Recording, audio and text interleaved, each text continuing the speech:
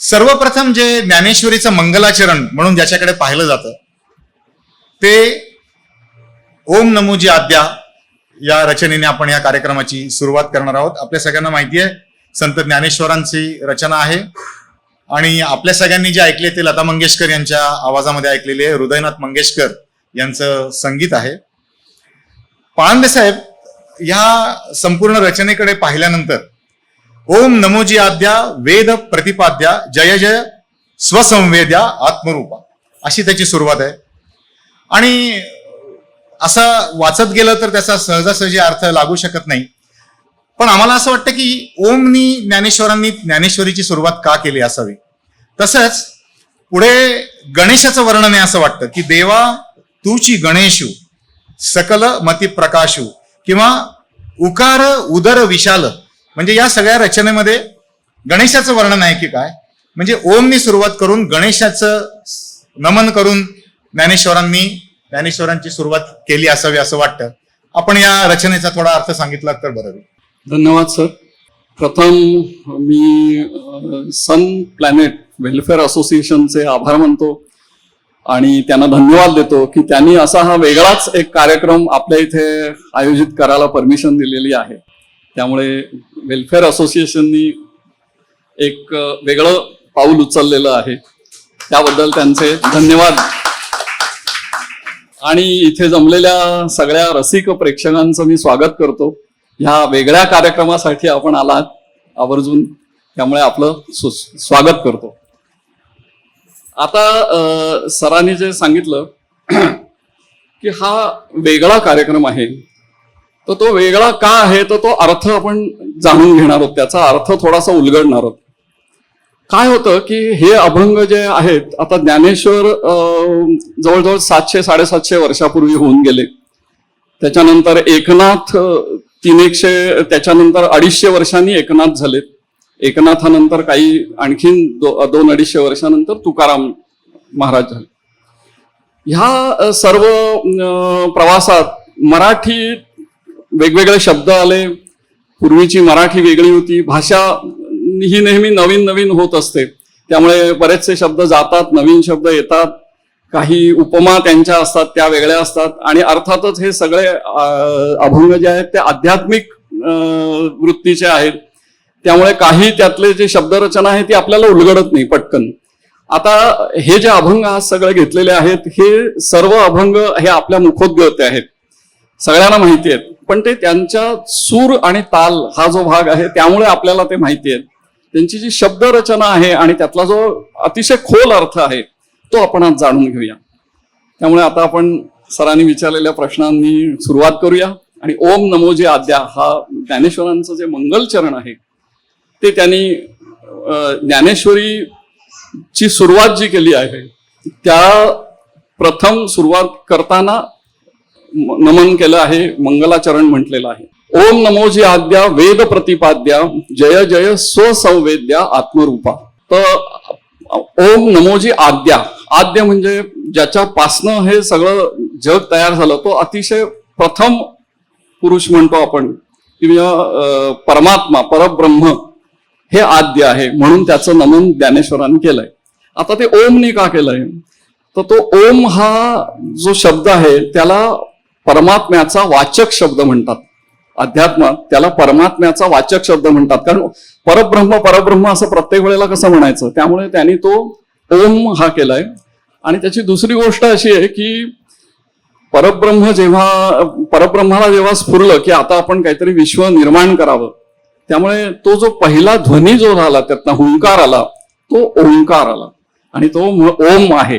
आणि म्हणून आपण प्रत्येक वेळेला किंवा मंत्र म्हणताना किंवा काहीही मंगल कार्य करताना ओम हरिओम असं जे म्हणतो तो ओम हा तो आहे, म्हणजे आपण परमात्म्यालाच नमन करतो. आता इथे स्वसंवेद्या हे म्हटलेलं आहे. वेद हे परमात्म्यापासूनच निर्माण झाले किंवा परमात्म्याच्या निश्वासात निर्माण झाले ते वेद. वेद हे जे ग्रंथ आहेत ऋग्वेद, यजुर्वेद आणि सामवेद हे परमात्म्याच्या निश्वासातून निर्माण झाले असं म्हणतात आणि ते अक्षर ग्रंथ आहेत. तर त्यामुळे हा जो भाग आहे ओंकाराचा तो त्यामुळे प्रत्येक ह्याला आपण ओम हेनी सुरुवात करतो. पण स्वसंवेद्या, तर ते वेद हे पासून निर्माण झालेले, पण परमात्म्याला ते जाणू शकत नाहीत. निर्माण परमात्म्यापासून झालेत, पण परमात्म्याला ते जाणू शकत नाहीत. कारण मग वेद म्हणतात न इति न इति, म्हणजे हे नाहीये, हे नाहीये, हे म्हणजे परमात्मा नाहीये, ते म्हणजे परमात्मा नाहीये. पण काय परमात्मा आहे ते वेद सुद्धा सांगू शकत नाहीत. आणि मग तो जाणणारा कोण आहे, तर तो स्वतः फक्त परमात्माच जाणू शकतो की परब्रह्म हे काय आहे, परमात्मा हे काय आहे. म्हणून तिथे ज्ञानेश्वरांनी तो शब्द वापरलाय की स्वसंवेद्या. दुसरं कोणीही त्याला जाणू शकत नाही, तो स्वतःच स्वतःला जाणू शकतो. म्हणून जय जय स्वसंवेद्या आणि आत्मरूपा. आता आत्मरूपा म्हणजे हे भूतमात्र सगळं आहे, हे परमेश्वरापासून निर्माण झालेलं आणि प्रत्येकात परब्रह्माचा अंश आहे. आता इथे मी वापरताना फक्त लक्षात ठेवा की परमेश्वर, परब्रह्म, परमात्मा हे शब्द एकाच अर्थाने आपण घेतोय. तर काही वेळेला ते वेगवेगळे हे होतील, ते पण वेगळे नाही, सगळं परब्रह्मच आहे. तर त्यामुळे त्यांनी आत्मरूपा म्हटलंय की प्रत्येकात अतिशय छोट्या रूपाने तो सूक्ष्म रूपाने परमात्मा आहेच, परब्रह्म आहेच. फक्त ते आपल्याला कळत नाही, हा भाग असतो त्याच्यात. कारण ते अज्ञानरूपी त्याच्यावर आवरण असतं, त्यामुळे ते कळत नाही. आणि मग पुढचा जो श्लोक घेतलेला आहे त्यांनी की जय जय स्वसंवेद्या नंतर आत्मरूपा देवा तुची गणेशू. देवा तुची गणेशू म्हणजे गणपतीला नमन केलंय त्यांनी. आणि गणपतीला नमन करताना त्या गणपतीला आपण जे गणपती बघतो ते सगुण रूप आहे त्याचं, पण इथे त्यांनी ते ज्ञानरूप घेतलंय. गणपतीचं हे ज्ञानरूपाला नमन केलंय. आणि म्हणून देवा तुची गणेशू सकल मती प्रकाशू, सगळ्यांच्या बुद्धी प्रकाशित करणारा, म्हणजे सगळ्यांना बुद्धी देणारा असा तो गणपती आहे. म्हणून त्याचं नमन केलंय सकल मती प्रकाशू. आणि म्हणे निवृत्ती दासू अवधारी जोजी. निवृत्तीदास का, तर हे आता आपल्या सगळ्यांना माहिती आहे की ज्ञानेश्वरांचे गुरु निवृत्तीदास आहे, म्हणून ते निवृत्ती दासू स्वतःला असं म्हणून घेतात. आणि मग म्हणतात अवधारी जोजी. अवधारी जोजी म्हणजे सावधान होऊ नये का, कारण ते आता गणेशाचं ज्ञानरूपाचं दर्शन आपल्याला घडवणार आहे. आणि मग तो ज्ञानरूप कसं आहे, तर ते अकार चरण युगुल उकार उदर विशाल मकार महामंडल मस्तकाकारे. आणि हे तिन्ही एकवटले तेच शब्द ब्रह्म कवळले, ते मी आज जी श्री गुरुकृपा नमिले आदी बीज. आता गणपतीचं त्या वर्णन करताना आपल्या डोळ्यासमोर गणपती असतो, तसा ज्ञानेश्वरांनी तो ओंकार रूपात बघितलाय. म्हणून ते अकार चरण युगुल, गणपतीचे जे पाय आहेत, 2 पाय, ते अकार म्हणून म्हटलंय. उकार उदर विशाल आणि मकार महामंडल, मस्तक जे आहे ते म काराने. तर हे स्थूल जग आहे, स्थूल जगाचं प्रतीक आहे. उ हा जे आहे हे सूक्ष्म जगाचं प्रतीक आहे. आणि त्याच्यानंतर जे म हा जो आहे मस्तकाकार, तो ते ज्ञानरूप आहे. म्हणून अकार हे स्थूल रूप आहे. उकार जेव्हा उदर विशाल आहे, तर त्याच्यात सूक्ष्म रूपाने अनंत विश्व साठवलेली आहेत, म्हणून ते उदर विशाल आहे की त्याचा थांग लागत नाही. आणि त्यात सूक्ष्म रूपाने अनेक विश्व त्यात साठलेली आहेत. हे ज्ञानरूप आहे. म्हणजे हा जो भाग आहे हा ज्ञानरूपाचा भाग आहे सगळा. आणि मग मस्तकाकार आहे, मस्तकात जी बुद्धी असते आपल्या, तर ते सगळं ज्ञान तिथे मस्तकाकारात आहे. म्हणून म हा ज्ञानरूप आहे आणि तो मस्तकाच्या जागी आहे. त्याच्यानंतर जे अर्धचंद्र आहेत त्याच्यात एक अर्धीचंद्र आडवी रेघ असते आणि त्याच्यावर एक टिंब असतं. तर ते ज्ञान पुढे पुढे सूक्ष्म होत जातं आणि ते परब्रह्म्यापर्यंत जातं, पण ते जाणता येत नाही. म्हणून तो तिथे एकच टिंब दिलंय फक्त.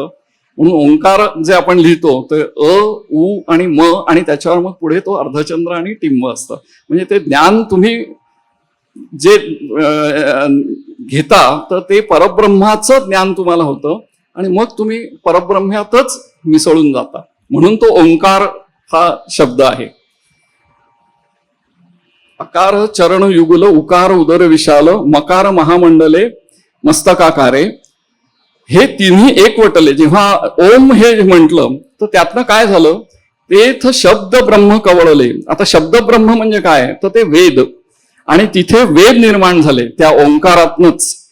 आणि म्हणून ते कवळले हा शब्द त्यांनी वापरलाय की सर्व बाजूने त्याच्या परमात्माच आहे. म्हणजे ते वेद सुद्धा परमात्म्याच्या आतच आहेत, म्हणून वेद परमात्म्याला जाणू शकत नाहीयेत. कवळले म्हणजे मिठीत घेतले, त्याच्या बाजूनी सर्व बाजूनी ते आहेत वेद, परब्रह्म वेदांच्या. तर त्यामुळे ते शब्द ब्रह्म कवळले आणि म्हणून ते मग मी आज गुरुकृपा नमिले आदी बीज.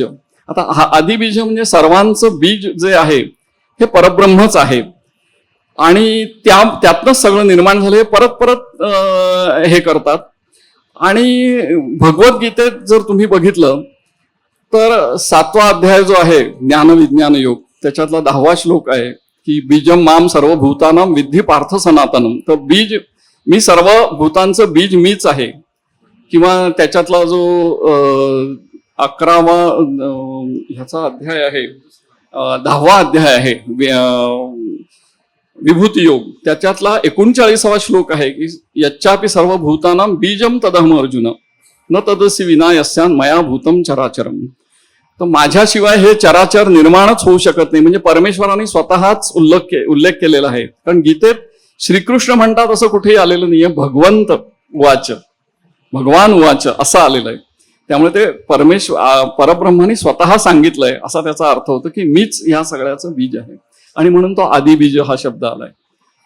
आणि त्याच्यानंतर जे आहे आता अभिनव वाग्विलासिनी जे चातुर्यार्थ कला कामिनी ते श्री शारदा विश्वमोहिनी ते श्री शारदा विश्वमोहिनी नमिली मिया. तर आता ते ही ज्ञानेश्वरी सांगायला गुरुनी त्यांना सांगितलंय. त्यामुळे त्याची जी विद्येची जी देवता आहे ती शारदा आहे आणि तिला ते नमन करतात, त्या शारदेला नमन करतात. पण ती कशी आहे की ती विश्वमोहिनी आहे. या शब्दांनी सगळ्या विश्वाला मोहित करणारी आहे, म्हणून ती विश्वमोहिनी आहे. आणि जे चातुर्यार्थ कला कामिनी, चातुर्य त्यात आहे. शब्द कुठला कुठे वापरायचा हे चातुर्य जिच्याकडे आहे तिला त्याच्यातनं अर्थ निर्माण झाला पाहिजे. त्यामुळे अर्थ पण आहे आणि कला पण आहे त्याच्यात, की वेगवेगळे अलंकार आहेत. त्याच्यात उपमा आहे, उत्प्रेक्षा, अमुक तमुक सगळे बरेच अलंकार आहेत. तर ते सगळे कोण देऊ शकतं आपल्याला, तर ती शारदा देऊ शकते. म्हणून हे जे म्हटलेलं आहे की हे आता अभिनव वाग्विलासिनी, आणि अभिनव म्हणजे काय, ही नित्य नूतन नवीन, म्हणून तो अभिनव हा शब्द वापरलेला आहे. जसं भाषा आता मी म्हंटल की ही 700 वर्ष म्हणजे हळूहळू ती बदलत जाते, तसे ती नित्य नूतन असते. म्हणून आता अभिनव वाग्विलासिनी जे चातुर्यार्थ कला कामिनी ते श्री शारदा विश्वमोहिनी नमिली मिया. असा ज्ञानेश्वरांनी हे सगळ्यांना नमन केलंय. परब्रह्माला नमन केलंय, गणेशाला नमन केलंय आणि शारदेला नमन केलंय. आणि मग ज्ञानेश्वरी सांगायला सुरुवात केली आहे. तर आता आपण ते ओम नमो जे अध्याय हे ऐकणार आहोत. पण त्याच्या आधी आपण सुद्धा ओंकाराने सुरुवात करणार आहोत. मी 3 वेळेला ओम हा शब्द म्हणणार आहे. आपणही मी प्रत्येक वेळेला म्हटल्यानंतर आपणही म्हणावा अशी माझी विनंती आहे सगळ्यांना.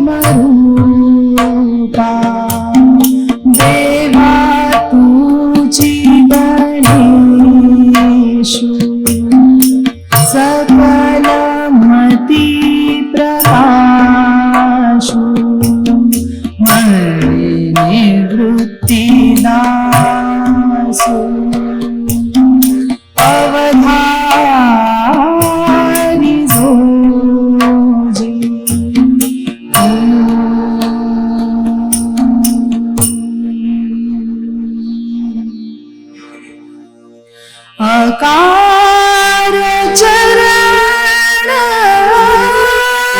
युगल उकार उदर विशाल मकार महामंडल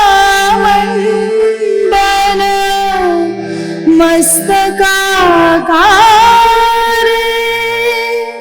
हे तिन्ही एकवटले तेथ शब्द ब्रह्म कवले ते मिया श्री गुरु कृपा नमिले आदि बीज आता भिनव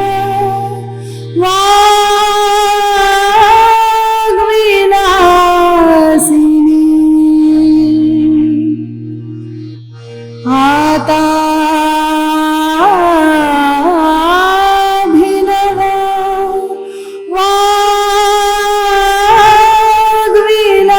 वाग्विलासिनी जे चातुर्यार्थ कला कामिनी ते श्री शारदा विश्वमोहिनी